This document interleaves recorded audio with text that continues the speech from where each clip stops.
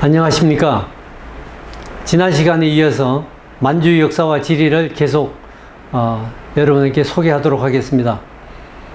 주 강의 교재는 제가 번역한 만주 원류고를 중심으로 계속 진행하고, 이번 시간에는 백제편에 대해서 소개하도록 하겠습니다. 먼저 백제간에서 중국 사서 통고에는 백제는 부여왕 구태 후손이다 이렇게 나오고 있고요.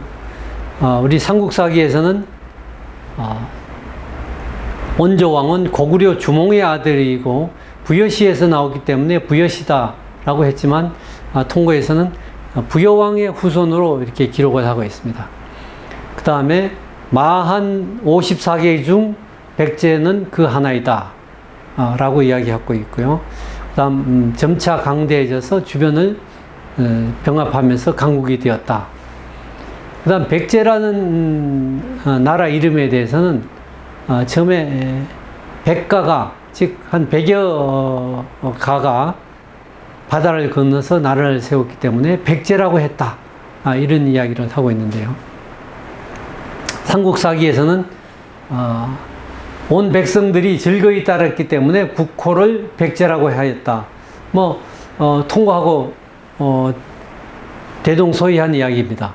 온 백성이 따랐기 때문에 백제라고 했다, 이런 이야기고, 과연 한자로 이렇게 처음부터 백제라고 했을까 하는 데는 약간 의문이 있지만, 현재 기록은 그렇게 되어 있습니다.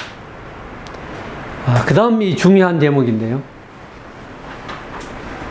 진나라 때 고구려가 요동을 차지하니까 백제도 요소와 진평을 차지했다.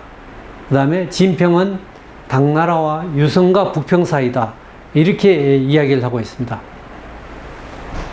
진나라 때는 중국의 그 동진시대를 이야기하는 것이죠. 진나라 이후에 여러 나라를 병합해서 마한의 옛 땅을 차지했다라고도 이야기하고 있고요. 그 다음 고구려가 북쪽에 있고, 남쪽은 신라와 이어 있고, 서쪽은 대해를 항계하고 있으며 소해 남쪽이다, 이렇게 이야기했습니다. 이 소해가 어디냐라는 이야기가 있는데, 이 소해는 국내에서는 일부 당진만을 소해라고 한다라고 이야기도 하고 있고, 실제 과연 중국에서 한반도의 지형을 그렇게 잘 알았겠느냐. 통상 중국에서 소해라고 하면 지금 산동반도 등주 북쪽 바다, 앞바다, 이것을 소해라고 이야기를 하고 있습니다.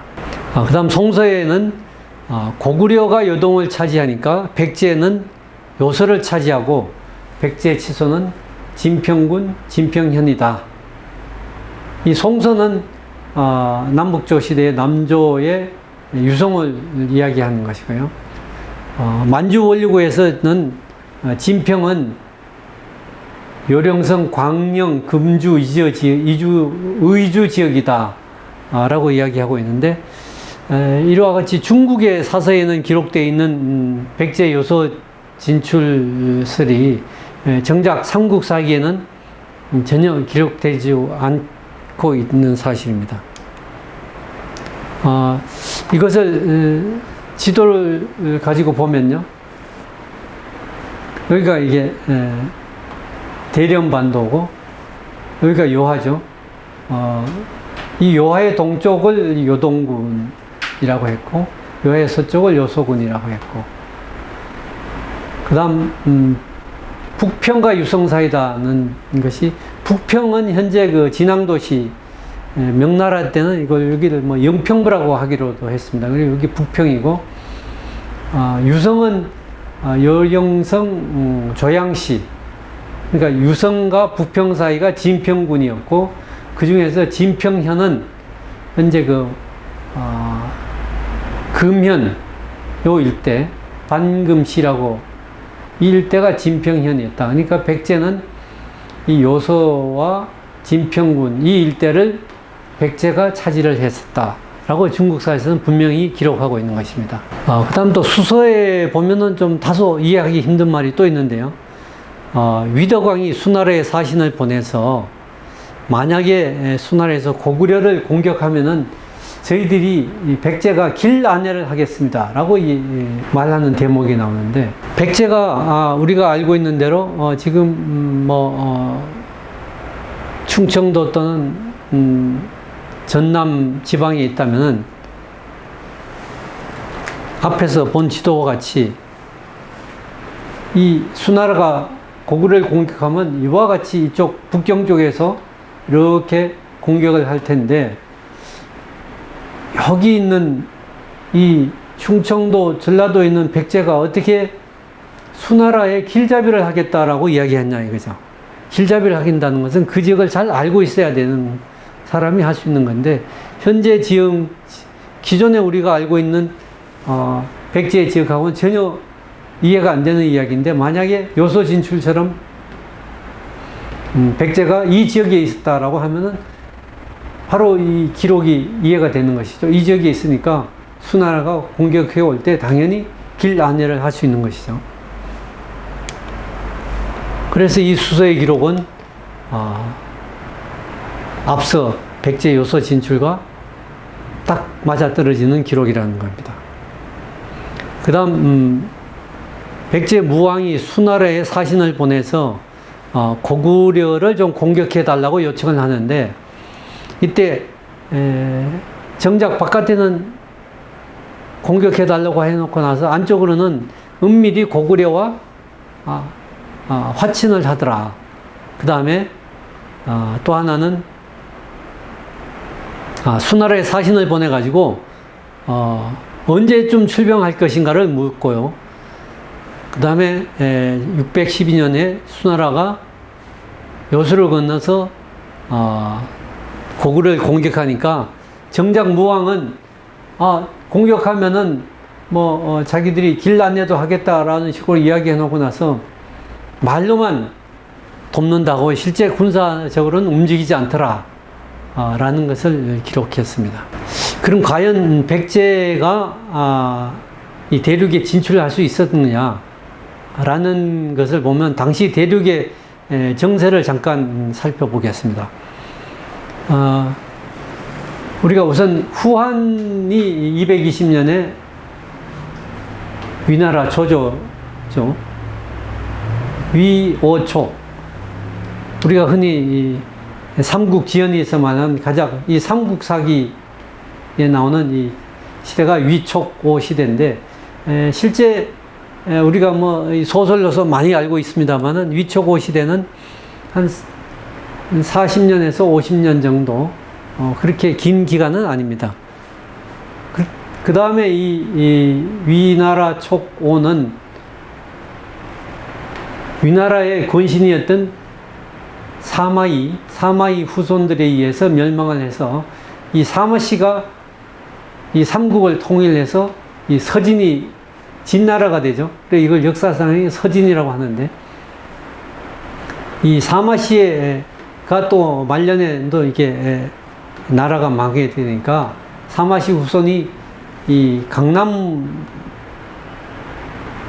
건업이죠. 지금 남경 지방으로 강남 땅 장강 남쪽으로 옮겨가서 세우는 것이 이 동진이 됩니다. 그래서 결국 이 사마씨가 동진이 되고, 이 장강 북쪽에는 5호 16국이라고 해서 흉노, 갈족, 선비족, 저족, 강족 이런 소위 말하는 이 북쪽 기만민족들이 내려와가지고 16개 나라를 세우면서 이 굉장히 극심한 이 중국은 혼란기가 됩니다. 이 북조의 이 혼란기는 북이가 나서서 통일을 하고, 이 북이가 통일을 했지만 결국 북이는 또 동이 서위로 갈라지고, 동이는 북제로 갈라지고, 서위는 북주가 되고, 이 강남의 동지는 송, 제, 양, 진 이런 나라들이 이어서 쭉 일어났다 망했다 하면서 보통 한 50년, 60년, 짧으면 40년 이와 같이 이 수나라에 의해서 589년 수나라에서 통일되기 전까지 이 중국 땅은 대단히 여러 나라가 막 혼란기라는 거죠. 어느 한 국가에 대해서 완전히 통일된 시대가 아니고 그 시기에 백제와 고구려도 이 대륙으로 진출을 했었다 하는 사실입니다.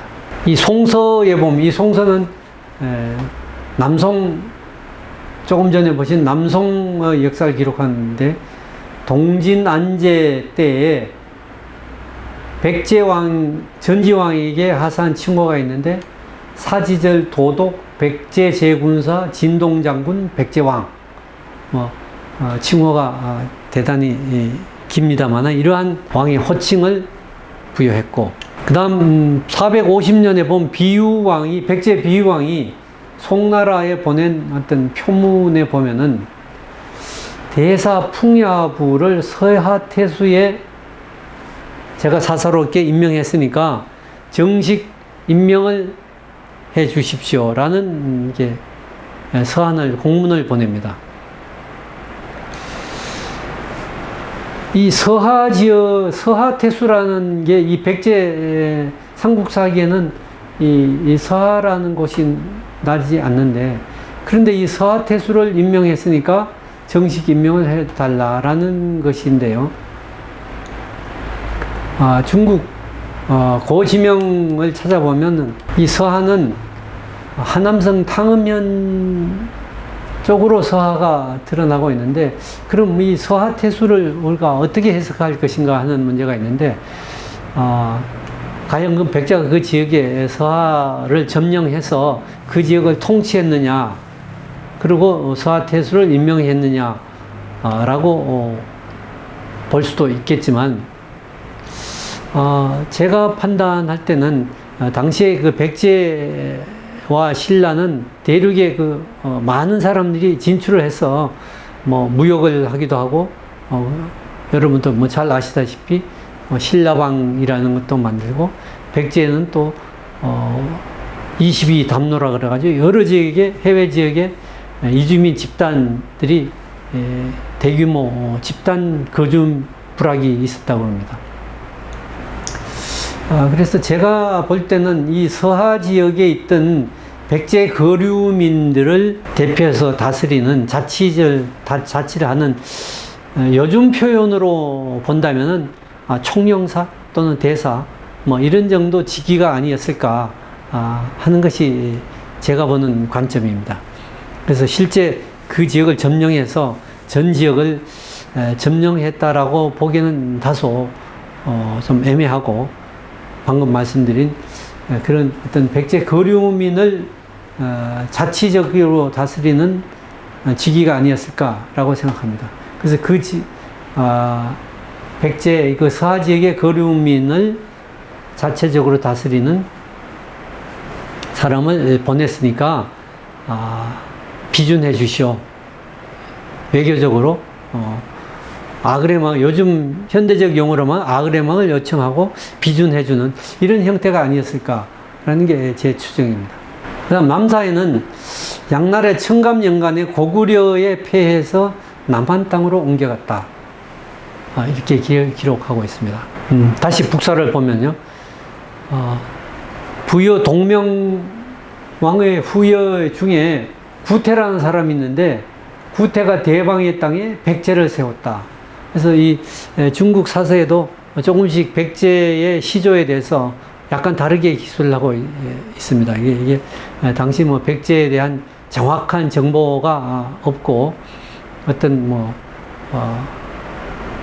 간접적으로 또는 뭐 오는 사신들에게 물어보거나 왔다 갔다 하는 사람들 통해서 이렇게 전하는 것을 기록하다 보니까 조금씩 차이가 납니다.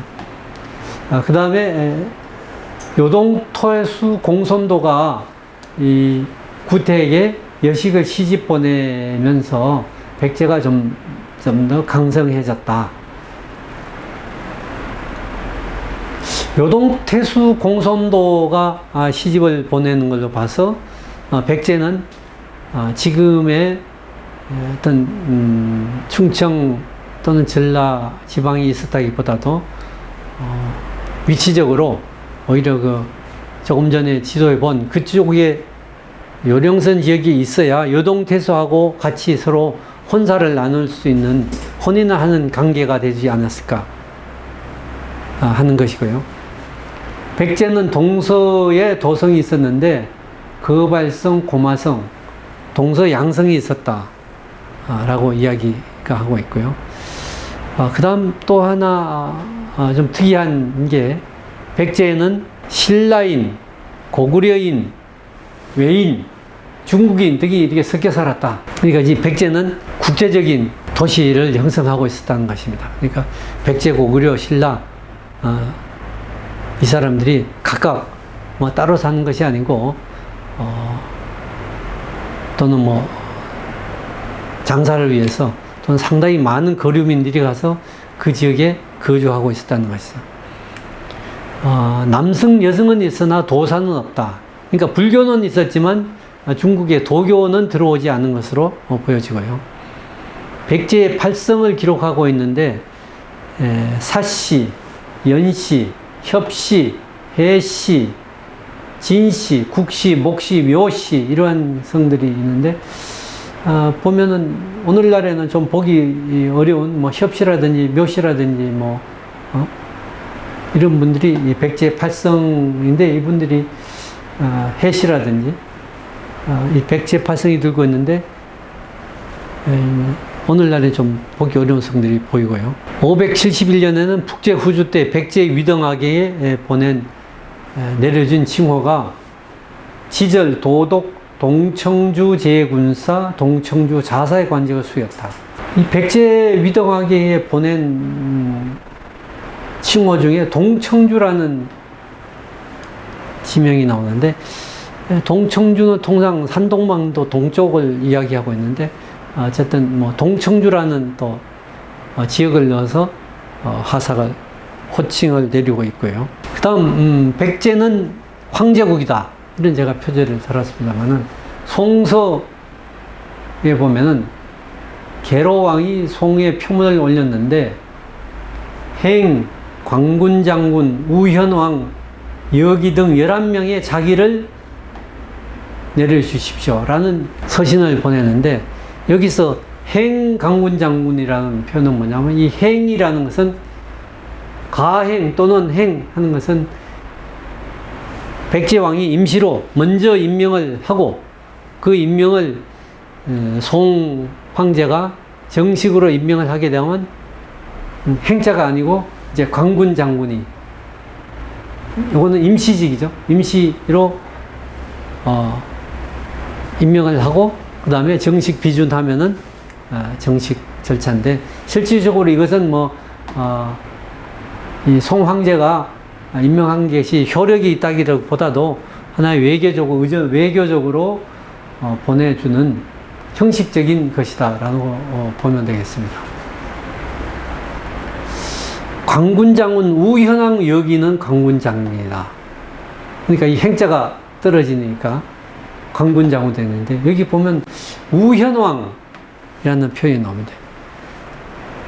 이 흉노의 삼왕제 중에 보면 좌현왕과 우현왕, 본왕 이렇게 나라를 세 개로 나눠가지고 근데 백제도 좌현왕, 우현왕이 있는 걸로 봐서 흉노의 통치제도를 본받지 않았냐 하는 것을 알 수가 있고요. 이 백제가 이 왕을 우현왕 또 여곤이라는 사람이 나오고요. 그 다음 보국장군 여도와 여예는 보국장군으로 행용량장군 목금과 여장은 용량장군으로 이렇게 임명해달라고 요청하고 있고 영삭장군 여류 그 다음 건무장군 우서와 여류는 건무장군으로 임명해달라고 요청하고 있고 이 제서는 남제서를 말하는 겁니다. 무제영명 8년에 백제 동성왕이 또 공로자를 임명해달라고 보내는 문서에 보면은 영삭장군 면중왕 저근은 가행군장군 도장군 도한왕으로 임명해 주시고 건의장군 괄충의 여고는 영삭장군 아차광으로 임명해달라. 이런 면중왕, 도한왕, 아차광. 이런 백제가 왕인데 어떻게 같이 자기가 또 왕을 또 임명한다는 거죠. 실질적으로 어디 이 백제는 자체적으로 보면 우리가 백제를 일반 그냥 똑같이 이 왕으로 삼국사기에 쭉 표기하고 있지만 실질적으로는 이 백제의 왕은 왕 중의 왕, 대왕이라는 겁니다. 중국식 표현하라면 황제죠. 그래서 이 자기의 그 밑에 수하 장수들을 면중왕, 도한왕, 갈중후 이와 같은 왕후로 임명할 수 있었다는 것입니다. 거기에 대해서 중국 송이나 제나라에 대해서 아무 의의 없이 그대로 임명을 해주는 거죠. 그다음 백제를 대왕으로 인정했다는 거죠. 그 다음에 조금 전에 제가 또 서하태수 이야기를 했는데 대륙에 여러 가지 또 태수들을 또 임명하고 있는데요. 건의장군 여력은 용량장군 매로왕으로, 광무장군 여고는 건의장군 불사후로, 그 다음 광량태수 겸 장사 고달은 용량장군 대방태수로, 그 다음 건의장군 조선태후 겸 사마 양무는 가행 건의장군 광능태수, 그 다음 선의장군 해면은 광무장군 청하태수. 이와 같이 보면은 광량태수, 대방태수, 조선태수, 광능태수, 청하태수 이런 지명들은 전부 다 한반도에는 없이 전부 다 중국에 있는 지명들입니다. 그럼 백제가 중국의 태수들을 임명하면서 어떻게 정식으로 임명해 달라고 할 수가 있을까? 라는 의문이 당연히, 그럼 백제가 중국에 진출하지 않고서 이렇게 있을 수가 없는 것이죠.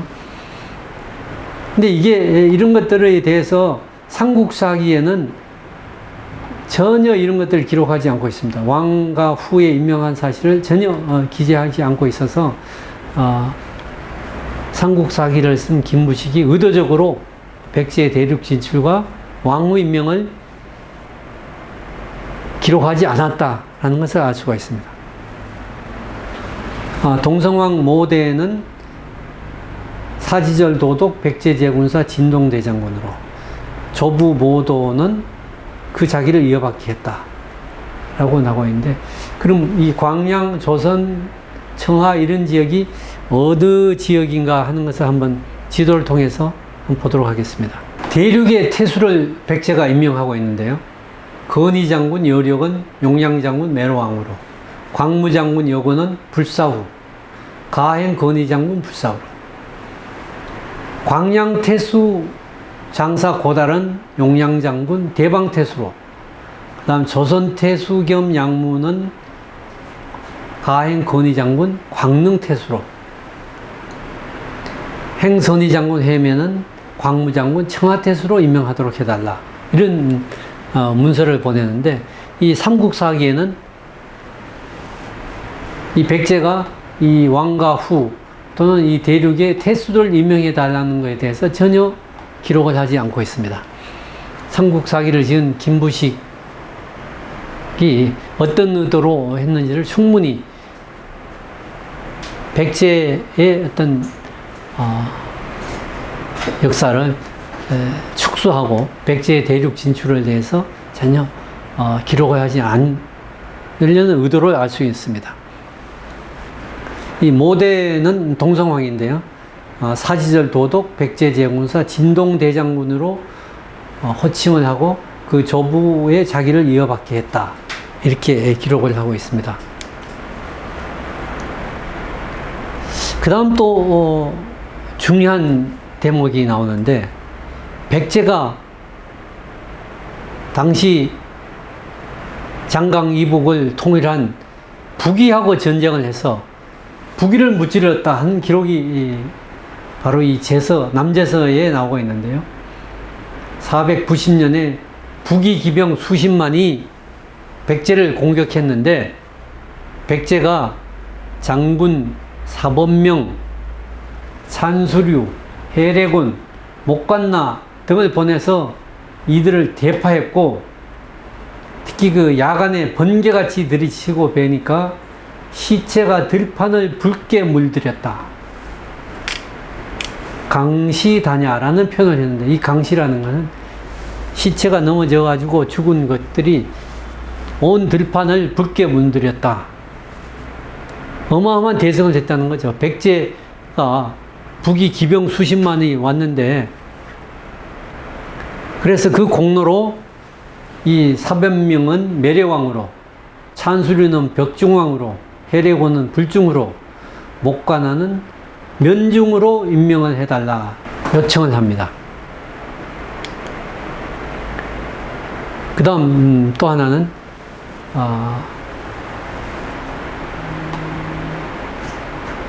낭랑태수 겸 모유, 성량태수 왕무, 조선태수 장수, 양무장군 진명, 이런 사람들을 전부 다 정식 임명을 해달라 라고 이렇게 공문을 보내고요. 근데 이렇게 백제가 위나라를 맞이해가지고, 위나라 공격을 맞이해서 이 기병 수십만을 거둬 대파했다는 기록이 상북사기에는 한 줄, 그것도 9자입니다. 동성왕 10년에 위견병내야, 위나라가 병사를 보내서 우리를 공격해 왔는데, 위야소패, 우리한테 패배당했다. 우리가 패배시켰다. 딱 이 상국사기도 이 위나라를 철부순 것을 아예 빼지 못하고 그냥 줄여고 쓴 게 이렇게 한 줄 이렇게 간단히 써놨습니다. 이 기록에 대해서 국내에 있는 일부 학자들은 이 백제 제서가 잘못됐다. 어떻게 백제하고 위나라하고 어떻게 전쟁을 할 수 있냐. 바다 건너가지고 서로 접하지도, 중간에 고구려가 있고 접하지도 않는데, 이것은 위나라가 아니고 고구려를 잘못 쓴 것일 수도 있다. 또 어떤 분은 이게 말갈일 수도 있다. 이렇게 여러 가지 이야기를 하고 있습니다만은, 분명히 이 중국 제서에서는 이 대륙에 진출한 것을 전제로 하지 않으니까 이렇게 해석이 안 되지만, 백제가 대륙에 진출한 것으로 보면은 이 위나라하고 백제하고 전쟁한 것이 충분히 이해가 되고, 이 백제가 제 나라에 외교 문서를 보내는데 전혀 이런 사실과 다른 이야기를 보내가지고 신하들에게 임명을 해달라, 이렇게 제 나라는 대륙에 있는 나라인데 당연히 그 당시 상황을 충분히 알 수 있는 것인데 거짓말을 해서 이렇게 공문을 보낼 수가 없는 것이죠. 이것을 뒷받침할 수 있는 기록이 삼국사기 최치원전에 나오는데요. 최치원이 쓴 글에 보면은 고구려와 백제 전성 시에 강한 군사가 100만이었고 남쪽으로는 오와 월을 침공했고 북쪽으로는 이 유주는 지금 북경 동북쪽 유주라 그러죠. 연나라 북경 일대, 제나라 산동반도, 제노는 산동반도죠. 이 지역을 어지럽혀 가지고 중국의 커다란 해충이 되었다. 이 삼국사기 최치원 이 글도 보면은 이 백제가 중국을 공격해 가지고 했으면 자랑스럽게 써야지, 무슨 이 좀두자입니다. 거두, 중국의 좀이 되었다. 이게 정말 있을 수 없는 표현이죠. 예. 응? 중국을 공격했으면 당연히, 예? 정말 이 백제가 이렇게 강국이었다, 이렇게 표현해가지고 해야 될 텐데, 이 중국 쪽 입장으로 써서 중국의 커다란 우한이 해충이 되었다, 이런 식으로 삼국사기의 어떤 시각을 볼 수 있는 것입니다. 백제와 고구려에 대해서는 어떻게든지 비하하고 깎아내리려는 것이 삼국사기의 편저자의 의도가 이런 글자 하나하나에 나타나고 있습니다. 참 안타까운 이야기입니다. 만주원류고에는 이 백제의 인명, 관직, 호칭이 나오는데 이 모대라는 이름에 대해서는 만주어로 보면 목단이다. 다음 불사는 부사미로서 자생한다는 뜻이다. 모도는 목돈이고 이건 뭘 간다는 뜻이다. 다음 불주는 법주인데 나뭇가지라는 뜻이다. 그래서 이 백제 이 관작이나 이름들이 보면은 만주어로 비추어 보면 지금도 그 의미를 추정해서 의미가 통한다. 만주원류고는 그렇게 이야기하고 있습니다.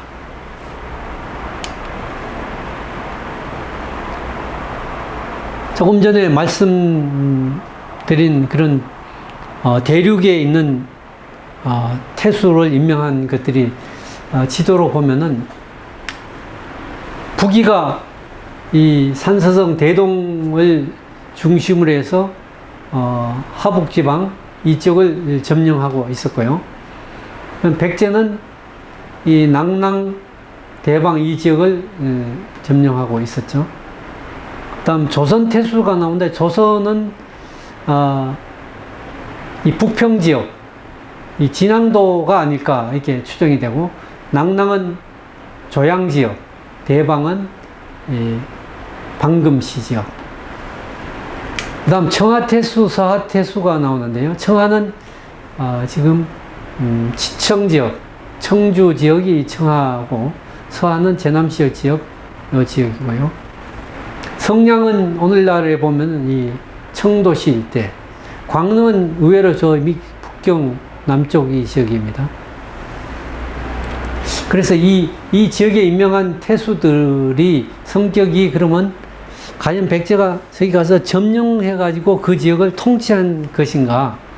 아니면은, 그 지역에 백제 거류민들이 가서, 집단적으로 있으니까 그 지역을 자치적으로 하는 오늘날에 보면, 총영사, 이제 이런, 이 거류민들의 어떤 자치적 지역을 다스리는 사람에 대해서 요즘 용어로 하면 아그레망을 요청한 것인가 하는 것은 성격은 좀 더 연구와 많은 학자들이 좀 더 추가적으로 연구가 필요한 부분입니다. 하지만 분명한 것은 이 조선 이 북쪽 낙랑대방은 분명히 진출해서 점령을 했었다 라고 분명히 나오기 때문에 이 지역은 백제가 진출해서 점령한 것은 분명한 것 같고요. 이 나머지 지역 태수들에 대한 성격은 좀 더 연구가 좀 더 필요한 부분입니다. 그 다음에 이 백제의 해외 진출에 대해서 대단히 좀 특이하고 놀라운 사실 중에 하나가 백제 단모라국이라고 있는데 이 수서에 보면은 백제 남쪽에서 배를 타고 석 달을 가면 단모라국이 있다. 이 단모라국은 남북이 천여리, 동서가 수백 리고 그 다음에 이 섬의 특징으로서는 사슴이 많다. 다음 백제 부용하였다. 이렇게 기록하고 있습니다. 그럼 종래 이 국내 우리 학계나 연구진들은 이 단모라, 이 수서에 나오는 단모라국은 여기 있는 한반도 남쪽이 제주도를 탐나라고 했으니까 단모라국은 탐나다. 그래서 이 단모라국은 이 제주도를 말한 것이고 이 석 달을 간다는 것은 석 달이 이건 옥이고 3월이 아니고 3일일 것이다. 이렇게 해석을 하시는 분들도 있습니다. 그렇지만 분명히 수서에서는 석 달을 간다고 그랬고 석 달하고 3일이 전혀 설사 그게 옥이라고 더 그 다음 대목을 보면은 남북이 천열이 동서수백리, 또 사슴이 있다. 이것은 이 제주도하고 전혀 안 맞죠. 이건 구글 지도인데, 이 대만은 보면은 남북이 387km. 이게 딱 천리입니다. 동서가 142km. 이게 또 수백리죠.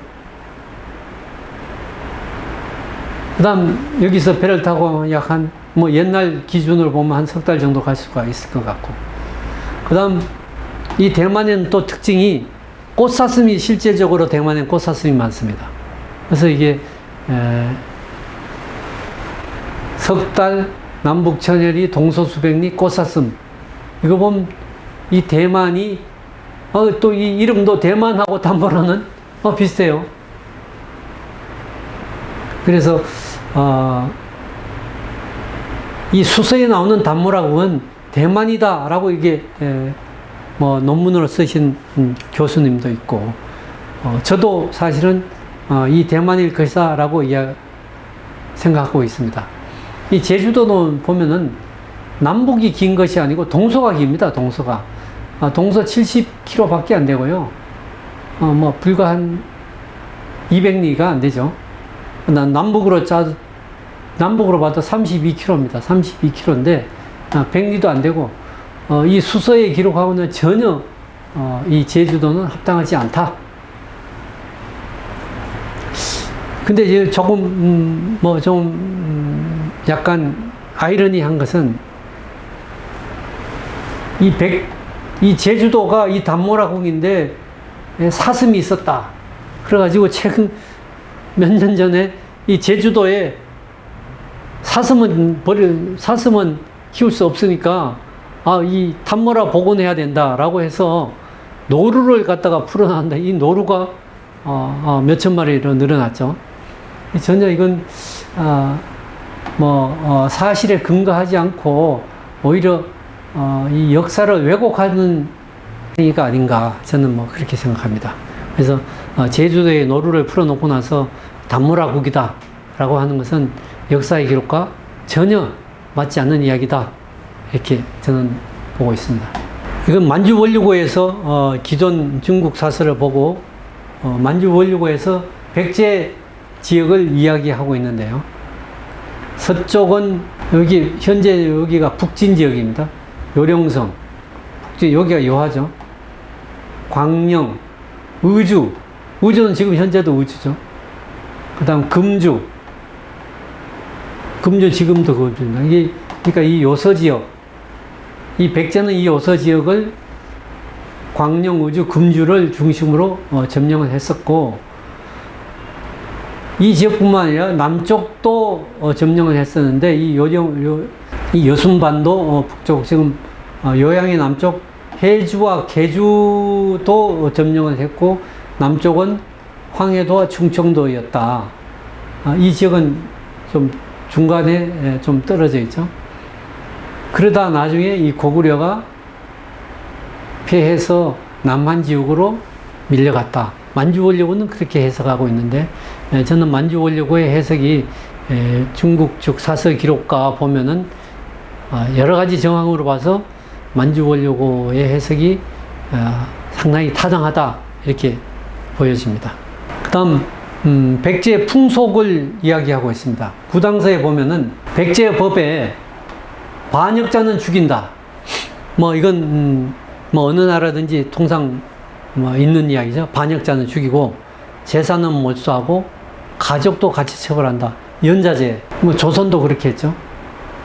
그 다음, 살인자는 노비로 삼는다. 아직 굉장히 지금 우리 현대, 우리 살인해도 사형도 시키지 않고, 종신형 한 20, 30년? 이렇게 상당히 살인에 대해서 오히려 인권을 많이 현대에는 고려하다 보니까, 근데 당시 백제는 법이 굉장히 엄했다라는 것이죠. 그러니까 노비가 돼가지고 그 죄를 네가 갚아라, 그런 의미입니다. 다음 이 삼속죄, 이 세 가지 속죄가 있는데, 관리의 수레행위, 도둑질, 이런 것은 자기가 돈 받은 거 또는 도둑질한 금액의 3배를 추징한다. 이게 삼속죄. 그 다음 그러고 나서 종신토록 금고형에 처한다. 이 관리의 수뢰 행위를 백제 시대에도 굉장히 엄하게 했다는 것을 알 수가 있습니다. 그러니까 백제 관리들이 굉장히 청렴했겠죠. 그 다음 무덕사년 백제에서 과하마를 바쳤다. 이 과하마는 나중에 다시 제가 말씀을 드리겠는데, 이 과하마는 워낙 키가 조그만 말이기 때문에 그 말을 타고 이 과수나무 아래를 이렇게 지나도 걸리지 않고 갈 수 있을 정도로 왜소한 말을 과하마라고 하는데, 이 과하마를 바쳤다 나오고, 그 다음에 명관계를 바쳤다. 이 명관계라는 것이 이 가죽 갑옷에 황칠 옷을 하면 황금빛 나서 번쩍번쩍 하는 이것이 명관계라고 하는데, 몇 년 전에 우리 공주에서 가죽 갑옷이 출토돼 가지고 이것이 명관계가 아니냐라는 이야기도 나왔었죠. 그것이 바로 이 백제의 유명한 명관계입니다. 이렇게 강대했던 백제도 멸망을 하게 됐는데요. 구당서에 보면은 소정방이의 명의에서 백제를 멸망시켰다. 그 다음 의자왕과 태자 부여융, 소왕 효연 등의 58인을 포로로 해서 장안으로 포로가 돼서 잡혀가죠. 그런데 이 의자왕에 대해서 구당서에는 대단히 효성이 지극하고 형제간의 우애가 있으며 당시 사람들이 해동의 증자민자라 불렸다. 증자민자는 공자의 자손이고 이 민자건의 공자의 제자죠. 아주 대단히 인품이 훌륭한 사람이었다. 의자왕은 그렇게 표현을 하고 있는데, 반면에 이 삼국사기에는 의자왕은 궁녀와 방탕하게 즐기기만 해서 국정을 잘 돌보지도 안 하고, 이런 것을 가난한 충신 성충을 투옥시켜가지고 충신의 말들을 듣지 않고 이렇게 음란하게 지내다가 나라가 망했다. 아주 삼천 궁녀와 놀다가 나라를 망쳐먹었다. 이렇게 아주 표현하고 있는데, 이 당서의 이 표현이 오히려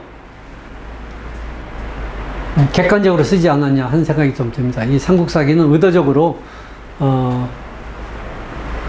이 의자왕을 망한 나라, 결국 너는 망해서 마땅한 사람이야. 그렇게 국정을 안 돌보고 이렇게 방탕하게 지나니까 망해서 당연해.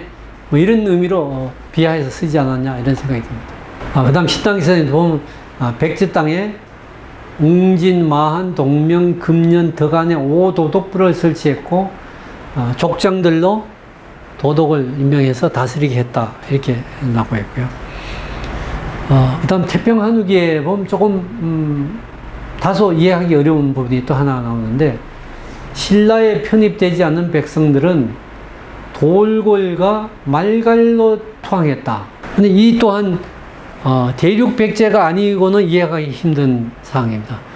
충청도, 전라도 있는 사람이 망하면 거기서 망하지, 어디서 갑자기 북쪽으로 도망가가지고 말갈로 가고, 돌골은 지금 저 몽골 지역인데 몽골 지역까지 갔다 라는 것이 한반도의 백제로선 도저히 이해가 안 되는데, 앞에서 보았듯이 요서 지역에 백제가 있었다면 당연히 가까운 그 북쪽 몽골 또는 말갈로 투항하는 것이 당연히 지리적으로 설명이 가능한 이야기입니다. 그러니까 한반도 백제로서는 설명이 되지 않는 이야기다. 그 다음 백제가 망하니까 그 땅은 신라와 발해 말갈에 의해서 분할되었다. 이 발해 말갈은 발해를 이야기합니다. 그러니까 마찬가지 이 또한 이 백제가 지금의 충청 전라도만 있어가지고는 이 발해가 그 지역을 또 점령할 수가 없는 것이죠. 미국 대륙 지역에 요서 지역에 있던 백제가 결국 발해에 의해서 점령되고 또는 일부 거기에 또 응하지 않은 사람들은 족장을 따라서 돌궐과 이 말갈로 투항해 갔다. 이런 이야기고요. 665년에 당나라에서 부여융 태자죠. 의자왕의 아들 부여융을 웅진도덕으로 임명해서 신라 문무왕과 함께 웅진성에서 당나라 장수 유인원의 입회하에 신라와 우호 맹약을 하도록 했다라고 했는데 삼국사기에 보면 1차 맹약, 2차 맹약으로 두 번 나눠져서 맹약을 했다고 나오는데 결국은 그 맹약의 내용이 뭐냐 하면은 백제와 신라는 서로 앞으로 침공하지 않고 우호적으로 잘 지내고 또 당나라에 충성을 하겠다 이러한 맹약이고 이 맹약을 금서철근으로 만들어서 신라의 비고에 보관하도록 했다 이렇게 기록하고 있습니다. 근데 결국 이 맹약은 지켜지지 않죠. 이 국가 간에 백마를 잡고 또는 제3자의 입회하에 서로 침공하지 않고 우호적으로 지냈다고 한 것이 얼마나 국가가 맹약이 얼마나 믿지 못하는 것인 것을 이미 이 역사가 우리는 알 수가 있습니다. 그 이후에 국가 간에 어떤 조약이라든지 또는 불가침 조약 이런 것들이 서로 지켜지지 않은 것은 너무나 많은 역사적 사실을 알 수가 있고 우리 바로 이 백제와 신라에서도 그 역사가 우리 분명히 알 수가 있는 것입니다. 여기까지 백제편에 대해서는 강의를 마치도록 하겠습니다.